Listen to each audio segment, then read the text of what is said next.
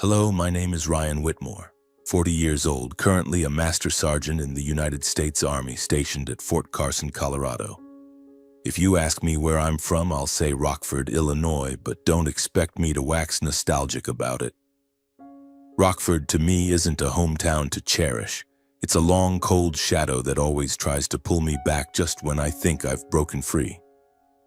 I grew up in a family where love, if it existed at all, came with conditions, and I, the eldest son, never seemed good enough to be loved without having to prove myself.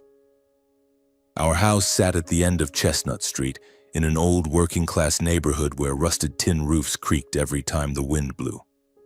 My father, Douglas Whitmore, was a mechanic, a tall man with rough hands and a piercing stare that could make anyone tremble. He took pride in the Whitmore name, as if we were descendants of some great general, though in reality we were just ordinary laborers scraping by on sweat and bitterness. My father wanted everyone to respect him, and he placed that expectation on the shoulders of his two sons, me and Derek, my younger brother, 4 years my junior. But his expectations weren't fair. With Derek, he was gentle, indulgent, as if my brother was the only light in his life. Derek could mess up, act out, or squander money, and Dad would always make excuses.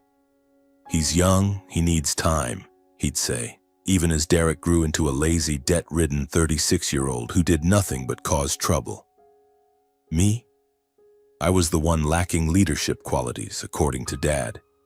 Every time I tried to do something, whether it was getting good grades at school or fixing an old bike in the garage, he'd look at me with suspicion as if I was trying to show him up. My mother, Marjorie, was a supermarket cashier, a petite woman with once blonde hair faded by years of exhaustion. She lived in silence, like a faint shadow in our home. She never argued with Dad, no matter how much he yelled or threw things. I used to think she loved me, but her love was as fragile as morning dew. Whenever I needed her to stand up for me, she'd just bow her head, muttering something about keeping the peace. Peace. To me, that was just her way of siding with Dad and Derek, leaving me to face every injustice alone. I vividly remember one evening when I was 15, sitting at the dinner table with a bowl of cold soup. Derek, 11 at the time, broke Mom's favorite vase, a rare keepsake from Grandma. I had warned him not to mess around, but he just laughed, tossing a rubber ball that shattered the vase. When Dad stormed in, he yelled, but not at Derek. He turned to me, pointing in my face. "Can't you keep an eye on your brother?" "Useless." I tried to explain, but he only got angrier. Derek sat there, smirking, as if he knew he'd never be blamed. That moment carved itself into my heart like a wound that never heals. Growing up in that family, I learned to stay quiet, not because I had nothing to say, but because no one wanted to listen. I studied hard, did odd jobs to earn pocket money, and dreamed of escaping Rockford one day. But that dream wasn't easy. My parents didn't have money for college, or rather, they didn't want to. "College is expensive, just work in a factory like me," Dad said, his tone commanding. Meanwhile, Derek got new clothes, basketball lessons, even though he was never serious about anything. When I was 20, I stood in front of the mirror in my tiny room staring at my face. Tired eyes, short brown hair, and a decision that had been brewing inside me. I couldn't stay there another day. I had quietly researched the military, reading every pamphlet I could find at the recruitment center. That night, I came home and called the family into the living room to announce my decision. Standing in the middle of the room, hands clasped tightly, I tried to keep my voice steady. "I've decided to enlist," I said, looking straight at Dad. "I'm joining the U.S. Army. I want to build my own future." Silence. Then Dad burst out laughing, a cold, cutting laugh that stabbed at my heart. "Enlist?" he sneered, his eyes gleaming with contempt. "What do you think you'll do in the military, Ryan? A nobody kid who's not smart enough for college, now dreaming of being a soldier? You'll quit in a month like everything else you've ever done." He stood up, stepping toward me, his breath reeking of beer. "You don't have the guts to be anything great. Don't embarrass the Whitmore name with that stupid idea." I turned to Mom, hoping for even the smallest sign of support. But she just sat there, eyes fixed on the floor, lips pressed tight. "Mom?" I called, my voice almost breaking. She looked up, but her gaze was empty, as if she were looking through me. "Listen to your father, Ryan," she said softly, without emotion. "You're not the type to do big things. Stay here, work at the factory, it's more stable." Derek, sitting in the corner, snickered. "Wanna play hero, huh?" he mocked. "Bet you'll come crying back to Mom when the drill sergeant yells at you." I stood there, feeling the floor collapse beneath me. Their words weren't new. I'd heard the taunts my whole life, but this time they cut like razors, slicing through the last scraps of hope I had. I wanted to scream, to tell them I didn't need their approval, that I'd prove them wrong. But I just clenched my fists, swallowed my anger, and turned away. "I'm going," I said, my voice low but firm, "and I won't come back begging anyone." The next day I packed a few clothes, a notebook, and my meager savings, then headed to the recruitment center. "I want to enlist," I told the officer, my voice trembling but resolute. That day I walked out of Rockford, leaving behind a family that was never truly mine. Dad's mocking words echoed in my head, but instead of breaking me, they became fuel. I would prove myself, not for them, but for me. The early days in the military were a nightmare. I was thrown into the training center at Fort Benning, Georgia, where the humid heat soaked my shirt with sweat even when I stood still. The drill instructors, burly men with voices like thunder, gave me no moment of rest. "Whitmore, are your legs made of mud? Move it," they barked as I struggled through the obstacle course. I gritted my teeth, crawling through mud, scaling walls, my hands bloodied from rope burns. Each night, lying on a rock-hard bunk bed, I told myself, "You can't quit. Not here. Not because of them." But the battlefield was where I was truly tested. In 2005, I was deployed to Iraq, a 25-year-old infantryman who had never seen death up close. We were patrolling a dusty road near Baghdad, the sun scorching, the air heavy with the smell of oil and smoke. I was at the rear of the squad, my M4 rifle gripped tightly, eyes scanning for danger. Then a deafening explosion shook the ground. A roadside bomb detonated less than 10 meters from our team. I hit the dirt, ears ringing, sand stinging my face. My squadmate Ramirez was screaming, his voice drowned out by distant gunfire. I crawled to Ramirez, dragging him into a narrow alley as bullets whizzed around us. "Stay here!" I shouted, checking his wound, a piece of shrapnel lodged in his leg, blood soaking his pants. I tore off a strip of my shirt, tying it tightly around the wound, trying to recall my first aid training. "You're gonna be okay, Ramirez," I said, though my heart pounded, fearing I was lying. I looked around and saw our squad leader lying motionless a few meters away, with the enemy still firing from a distance. No one was in charge. No one was giving orders. I took a deep breath, feeling time slow down. "I'm not some useless soldier," I told myself, hearing my father's voice in my head. I shouted to the rest of the squad, "Regroup, move to the safe point now." I don't know where I found the confidence, but I led the team's retreat, firing back while dragging Ramirez along. When we reached a crumbled wall, a drone arrived to provide support and the enemy withdrew. Ramirez survived, and we didn't lose anyone else. In the years that followed, I climbed the ranks from private to master sergeant. Each promotion reminded me of my father's contemptuous look, and I told myself, he was wrong. I learned to lead, to stay calm in chaos, to protect those who depended on me. But I also learned that the battlefield wasn't just out there. It was inside me, where I fought the memories of Rockford, of a family that never believed in me. At Fort Carson, I met Melissa. She worked in the base's medical office, her brown hair tied high, her smile warming the Colorado cold. The first time we talked, she was bandaging a cut on my hand. She looked at me, smiled, and said, "You're the only one who didn't complain when I disinfected the wound, Master Sergeant." I laughed for the first time in months, feeling a spark of warmth creep into my heart. Melissa was unlike anyone I'd ever met. She didn't ask about my past or push when I fell silent, but she had a way of seeing through me, as if she knew how deep my scars ran. We started dating, walks by the lake, coffee at a small shop in Colorado Springs. I told her about the military, about sleepless nights in the field, but I avoided mentioning Rockford. She didn't press, just held my hand and said, "When you're ready, I'll listen." After 3 years, I proposed to Melissa on a hill overlooking the Rocky Mountains under a blazing red sunset. She said yes before I could finish, and we hugged, laughing like kids.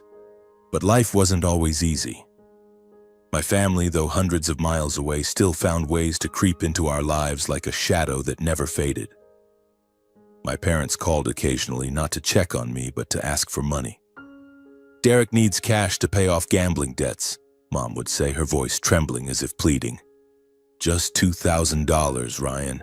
You're the eldest. You have to help your brother." Another time, Dad called, his voice thick with anger. "You think you're better than this family? Derek's struggling and you're just hoarding money for yourself." Each call was a knife to the gut. I sent money a few times, small amounts from my savings, hoping they'd leave me alone. But they never did. Derek, the spoiled younger brother, always had a new excuse. Another debt, a failed investment, or just needing cash to start over. I remember one time Mom called while Melissa and I were having dinner. "Derek got fired," she said. "He needs $3,000 for rent. Just this once, Ryan, please." I looked at Melissa, who shook her head slightly, not out of selfishness, but because she knew I was being used. "Mom, I can't," I said, my voice heavy. "Melissa and I are saving for a house." She went silent, then hung up, leaving me with guilt I knew I didn't deserve. Those calls drained me. Melissa noticed me tossing and turning at night, and she started stepping in. One night, when Mom called at midnight, Melissa grabbed the phone from my hand. "Mrs. Marjorie, this is Melissa," she said, her voice calm but firm. "Ryan's done all he can. If Derek needs money, let him figure it out. Please don't call again." I stared at her, shocked and grateful. Mom didn't call back for months, but I knew they wouldn't give up easily. Life got harder when we decided to buy an apartment in Colorado Springs. We set our sights on a small place, not luxurious, but enough to call home. The bank required a $10,000 down payment, a huge sum for 2 people living on government salaries. I took extra shifts at the base, pulling night duty, while Melissa worked weekends at a private clinic. Some days we only saw each other for a few minutes, but she always smiled, held my hand, and said, "We're a team, Ryan. We'll make it." After 8 months of grueling work, we scraped together the down payment. The day we signed the contract for the apartment, I stood in front of the small house with its wooden porch, feeling like I'd conquered a mountain. Melissa squeezed my hand, her eyes shining. "This is our home," she said. "No one can take it away." I nodded, pulled her into a hug, and felt a peace that had eluded me through all those months of hard work. But that peace, I soon realized, was more fragile than I thought. One Friday evening, after a long day training the team at the base, I sat in my small office, reviewing the week's reports. The dim fluorescent light cast a glow over the scratched wooden desk. My phone buzzed, shattering the silence. I glanced at the screen, Mom's number. My heart sank.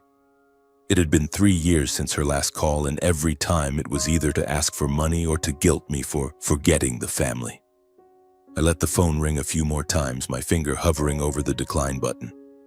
But for some reason, I pressed answer. "Ryan?" Mom's voice was frail, trembling, unlike her usual self. "You have to come home, Derek. He's in big trouble." I gripped the phone, feeling like a rock had just dropped into my chest. Derek. Always Derek. The little brother I'd tried to forget, just as I'd tried to forget Rockford. "What kind of trouble?" I asked, my voice dry, though I already had a hunch. Mom hesitated, then spoke quickly as if afraid I'd hang up. "He owes money, Ryan.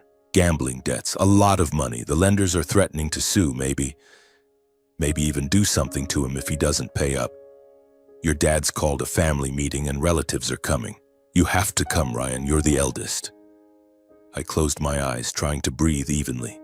The eldest. The word tasted bitter.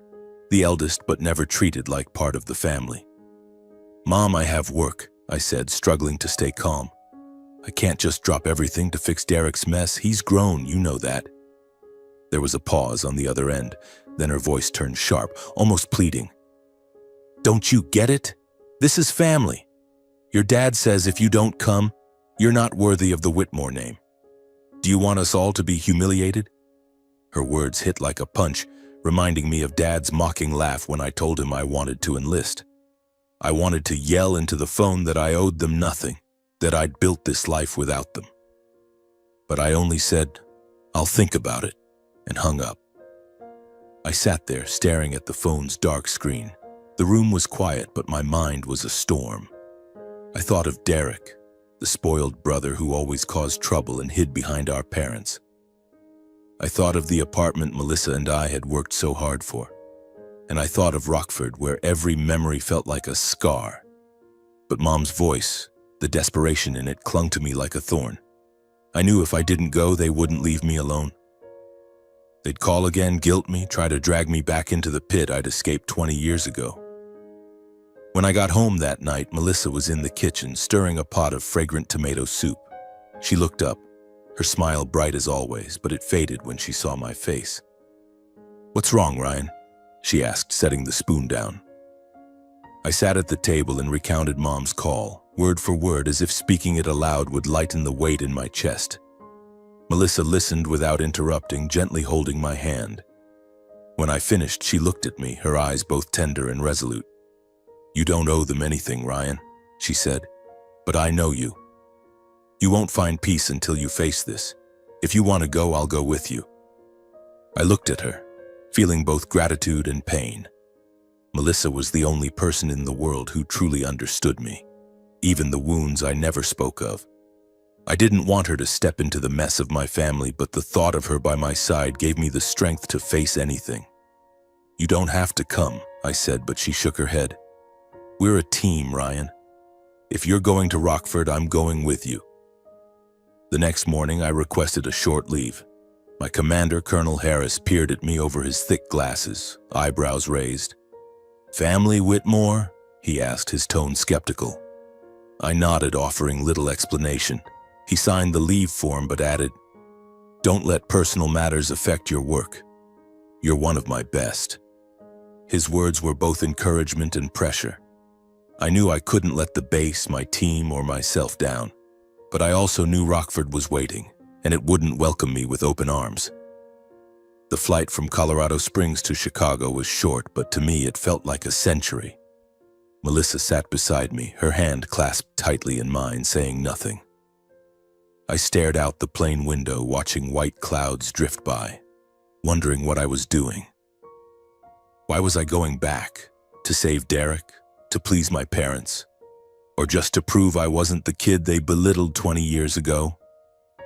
I had no answers, but with every mile closer to Rockford, a knot tightened in my chest. When we landed in Chicago, I rented a car and drove to Rockford. The familiar road stretched before me. Endless cornfields, faded billboards, and the dusty Midwest smell. Melissa gazed out the window, occasionally sharing stories of her childhood trips to ease my tension. But I only nodded. My mind pulled back to the house at the end of Chestnut Street. When we pulled up to the house, I barely recognized it. The paint was peeling, the front yard overrun with weeds, and the rusted tin roof looked ready to collapse. This wasn't a home anymore. It was a relic of the past I'd tried to leave behind. Mom opened the door, her face more haggard than I remembered. She hugged me, but the embrace felt lifeless, like a duty. "Thank you for coming, Ryan," she said, her voice soft. I nodded, forcing a stiff smile. Dad didn't come to greet me. I heard his booming voice from the living room talking about something. Derek was nowhere to be seen, but I wasn't surprised. He was always good at disappearing when things got bad. We stepped into the house. The living room was cramped, the air thick with the stale smell of cigarettes and old beer. A reminder that I didn't belong here. Uncle Carl sat in the corner of the sofa, tapping his knee, his eyes darting away as if afraid of being drawn into the fray. Aunt Ellen, with her over-bleached blonde hair, sat upright in an armchair, lips pursed tightly, her sharp gaze scanning everyone like she was judging a play. Other relatives, Uncle George, Aunt Linda, and a few faces I vaguely remembered were scattered around the room. Some whispered to each other, others stared at the floor as if they knew what was coming but wanted no part in it. Dad sat in his armchair, a beer in hand, his gaze as cold as it was the day I left 20 years ago.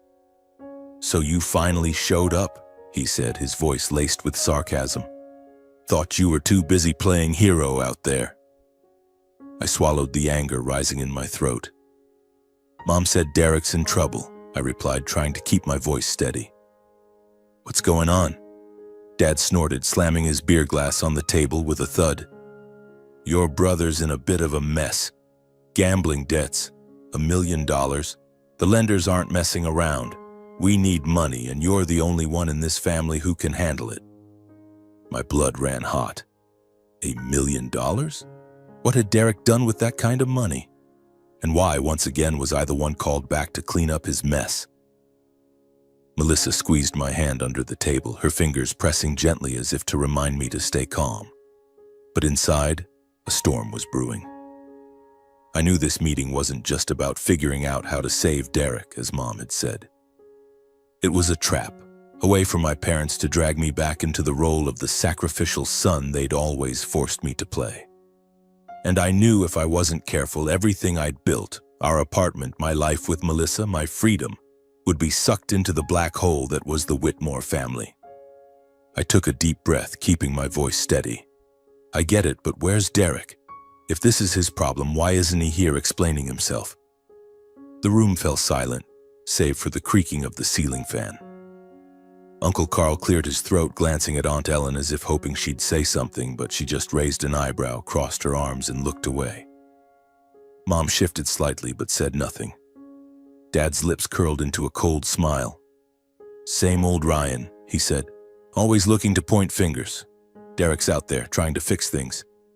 But you're the eldest. You have to step up. That's your responsibility." Responsibility.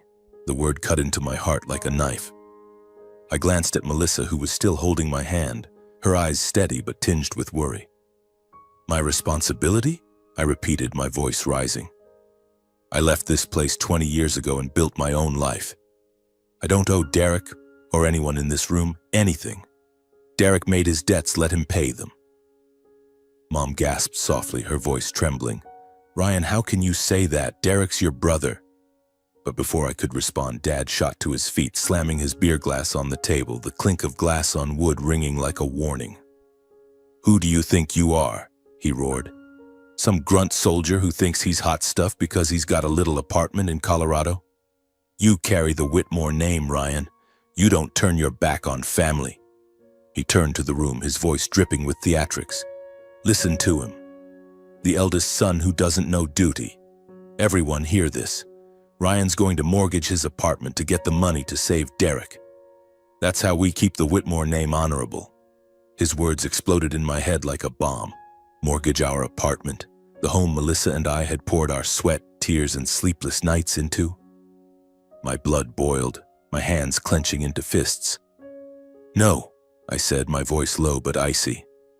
"That apartment belongs to me and Melissa. We worked our asses off for it. No one in this room has the right to demand I give it up. Derek made his debts. Let him deal with them." The room erupted in murmurs. Uncle Carl looked up, his face flushed, muttering something to Aunt Linda, but his voice was too low to make out.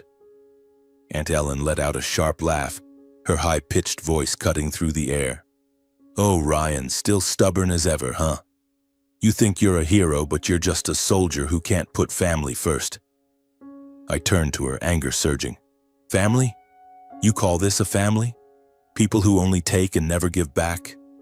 Her jaw dropped, but she didn't respond, just crossed her arms tighter, glaring at me like I'd insulted the entire lineage. Uncle Carl finally spoke, his voice shaky, as if afraid of angering Dad further. "Ryan, calm down. We just want to help Derek. He's blood. You can't turn your back on him." But his words were weak, unconvincing, and I saw Aunt Linda tug his sleeve, whispering, "Stay out of it, Carl." The other relatives stayed silent, eyes glued to the floor as if they wanted to vanish from the room. Their silence made me feel more alone than ever, but it also reminded me I didn't need their approval. Dad stepped closer, his face red with rage. "You dare talk to me like that?" he growled, gripping an empty beer bottle. "You think you're better than Derek because you've got some Master Sergeant title? Derek's your blood. If he dies because of those lenders, can you live with that on your conscience?" I stood up, facing him, refusing to back down.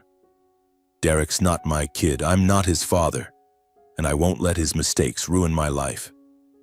That's when things spiraled out of control. "Enough!" Dad bellowed, and before I could react, he grabbed the beer bottle from the table and hurled it at me. The glass flew through the air like a bullet, slamming into my forehead. Pain seared through me like lightning tearing through my skull. I staggered, warm blood streaming down my face, dripping onto the floor. For a moment, the world blurred, leaving only the pounding of my heart and Melissa's scream, "Ryan, oh my God, are you okay?" She rushed to me, her trembling hands touching the wound, her voice breaking with anger and fear. "What are you doing? Have you lost your mind?" But it wasn't just the pain in my head. A tidal wave of emotion surged, tearing down the walls I'd built to protect myself. I saw young Ryan again, 15, being called useless by Dad when Derek broke the vase. I saw Mom's silent stares, choosing Derek over me. I saw the nights in Iraq, wondering if I'd survive to prove I wasn't a nobody soldier.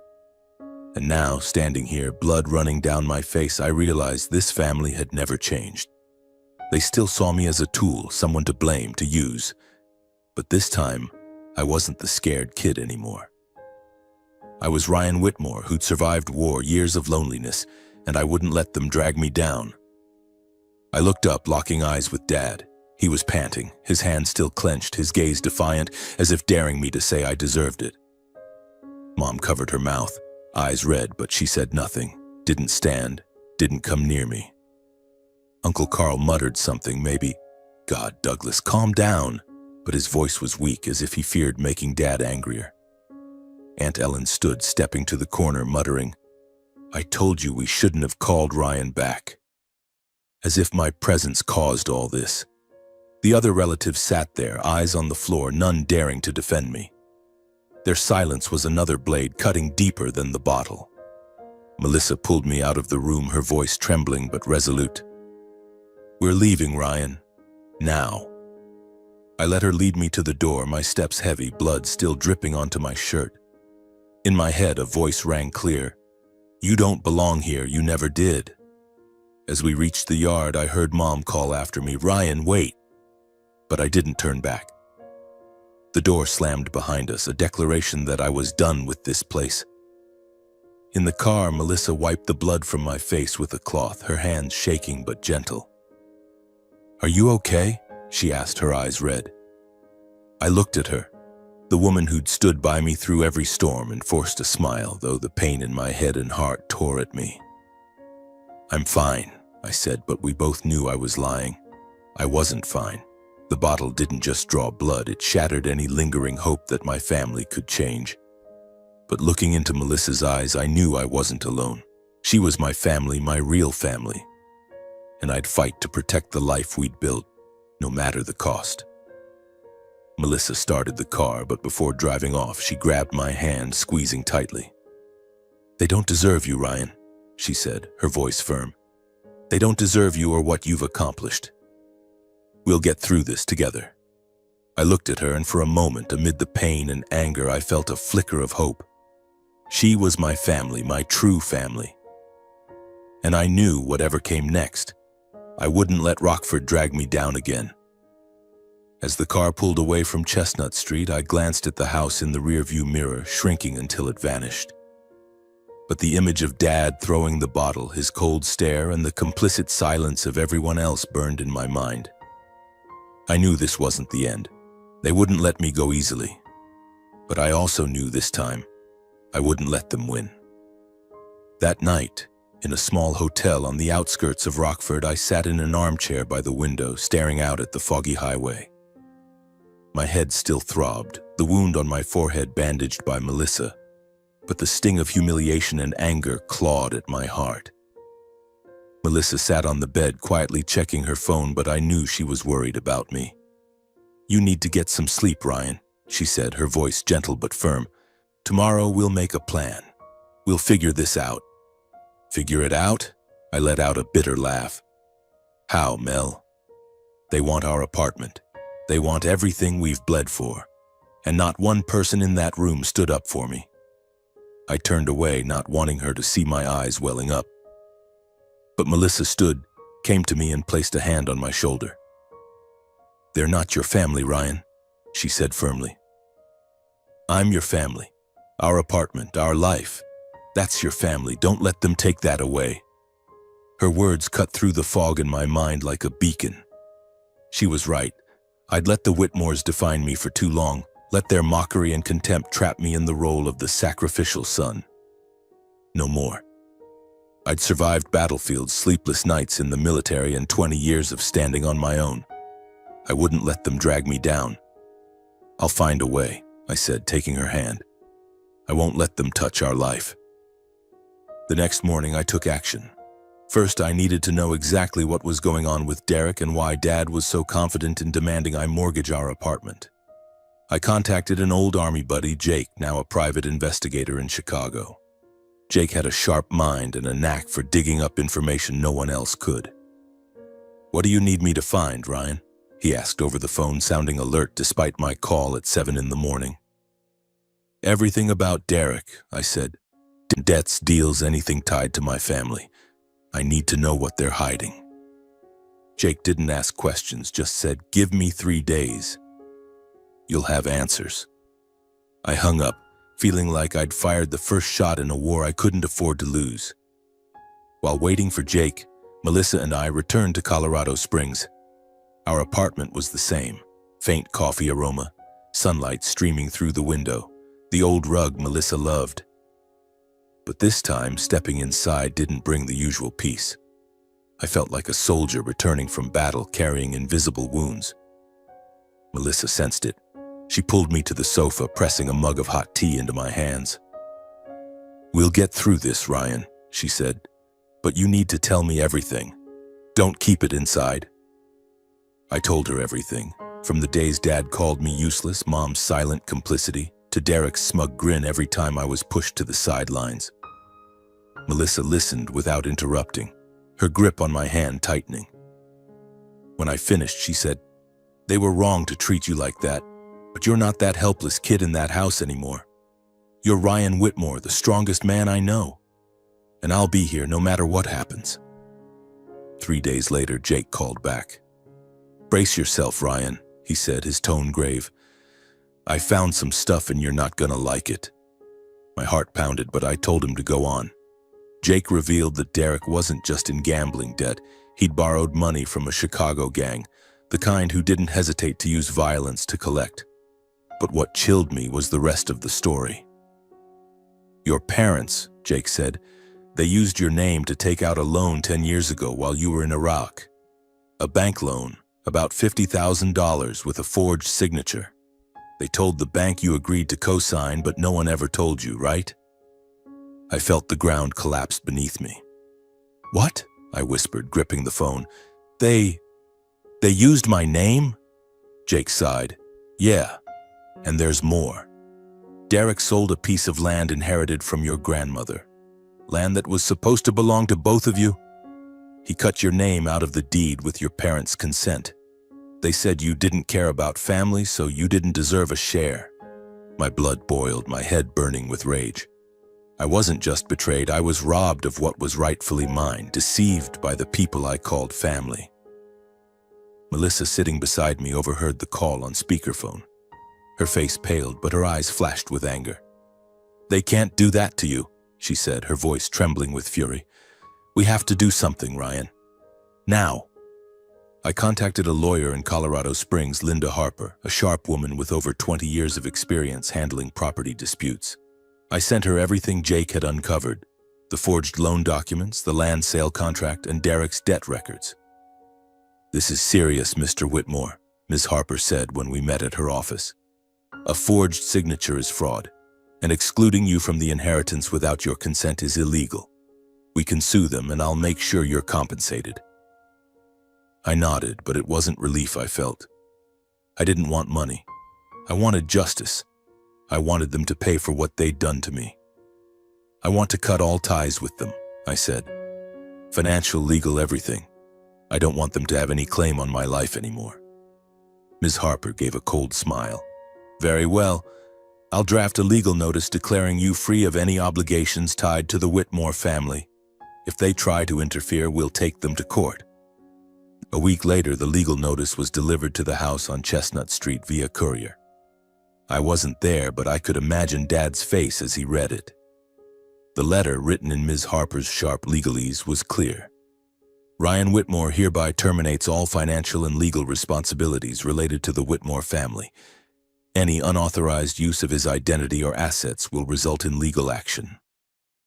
I pictured Mom crying, Dad slamming the table, and Derek, if he was there, shrugging as always. But this time I didn't care. I was done with them.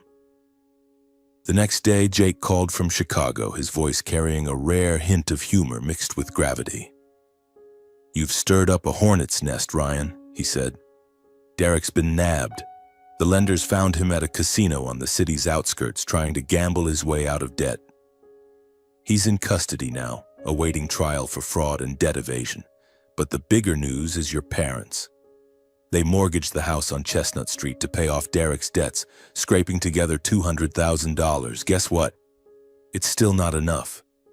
The lenders want the full $1 million, and now your parents are facing foreclosure." I sank onto the sofa in our apartment, phone pressed to my ear, a cold gust sweeping through me. My parents had mortgaged the house, the sanctuary Dad always boasted about, where he claimed the Whitmore name would forever be respected. I pictured him in the living room, his proud gaze now reduced to desperation. Mom, probably wiping tears, muttering about keeping the family together. But they'd chosen Derek, poured everything into the spoiled brother, and now they were paying the price. "Anything else, Jake?" I asked, my voice dry. Jake sighed. "The Rockford community's buzzing. Your Aunt Ellen's been telling the neighborhood your parents were wrong to indulge Derek. Uncle Carl's avoiding everyone, ashamed of being at that meeting. The relatives don't gather at your house anymore. They say the Whitmores have lost face. Your parents are practically outcasts now." I nodded, though Jake couldn't see. I didn't feel smug, but I didn't feel guilty either. They'd dug their own grave, and I was no longer the one to fill it. I hung up, staring out the apartment window. Colorado sunlight streamed in, illuminating the old rug Melissa loved. She walked in, carrying a tray of tea and freshly baked cookies, the faint vanilla scent softening the air. "Jake called?" she asked, setting the tray on the table. I recounted everything: Derek's arrest, my parents' mortgaged house falling short, and their tarnished reputation in Rockford. When I mentioned the Chestnut Street house, Melissa shook her head, her eyes flashing with rare anger. "They made their choice, Ryan," she said. "They chose Derek. Chose that hollow pride, and now they've lost everything. You're not responsible for this." I took her hand, feeling the warmth of her small fingers. "I know," I said, "but part of me still feels empty. I thought I could let go of the past, but it keeps clinging to me." Melissa looked at me, her gaze soft but resolute. "The past doesn't define you, Ryan. You built this life, we built it. And I won't let anyone, not even your family, take that away." Her words were a fire warming my heart. I pulled her close, holding her tightly, feeling the steady rhythm of her breathing. Melissa was my real family, not the people in Rockford. She was the one who stood by me through sleepless nights haunted by calls for money, through the grueling days we worked to buy this apartment. She was the reason I didn't collapse when that beer bottle hit my head, when my entire family turned their backs. "Thank you," I whispered, "for not giving up on me." We returned to our routine at Fort Carson. I went back to the base, leading my team, guiding young soldiers through grueling training. Colonel Harris clapped my shoulder when I returned, his sharp but warm gaze meeting mine. "Good to have you back, Whitmore," he said. "This team needs you. Don't let personal stuff distract you." I nodded, feeling the weight of his words. Here I was, Master Sergeant Whitmore, respected for what I did, not the name I carried. Each day at the base reminded me I'd built a life to be proud of, without needing approval from my parents or anyone in Rockford. But Rockford didn't let go easily. Mom called a few times, leaving long, rambling voicemails. "Ryan, I'm sorry about the meeting," she said in one, her voice trembling. "But we're losing everything. The house, the bank will take it if we don't pay up. Derek needs you. I'm begging you, Ryan." I listened but didn't respond. Part of me wanted to scream that she was wrong, that she and Dad had chosen Derek over me my whole life, that their house wasn't my burden. But I deleted the messages, letting silence speak for me. Dad called once, his voice hoarse, lacking its usual arrogance. "You think you've won, Ryan?" he said. "You're abandoning your family, your blood. You'll regret it when you have no one left." I hung up without a word. He was wrong. I had Melissa, the soldiers at Fort Carson who saw me as a brother, a life I'd built with blood and sweat. I didn't need the Whitmore name to feel worthy. Melissa and I started talking about the future for the first time unshadowed by Rockford.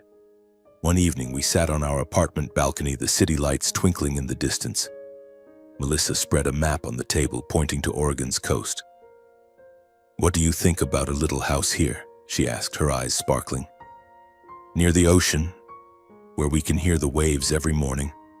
No one from Rockford will find us." I smiled, picturing us in a wooden house with a porch facing the sea. "Sounds perfect," I said.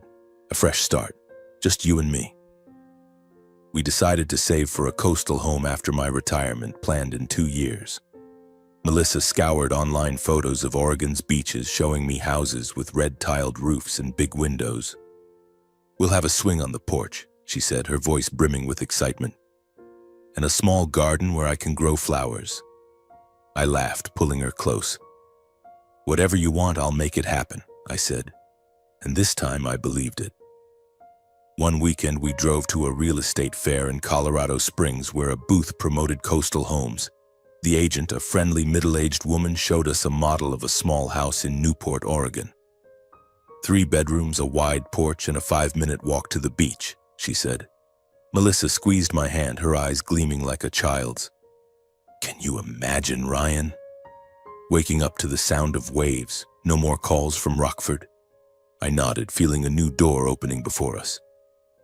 On the drive back, Melissa turned on the radio, an old country song playing, and we sang along, laughing like Rockford.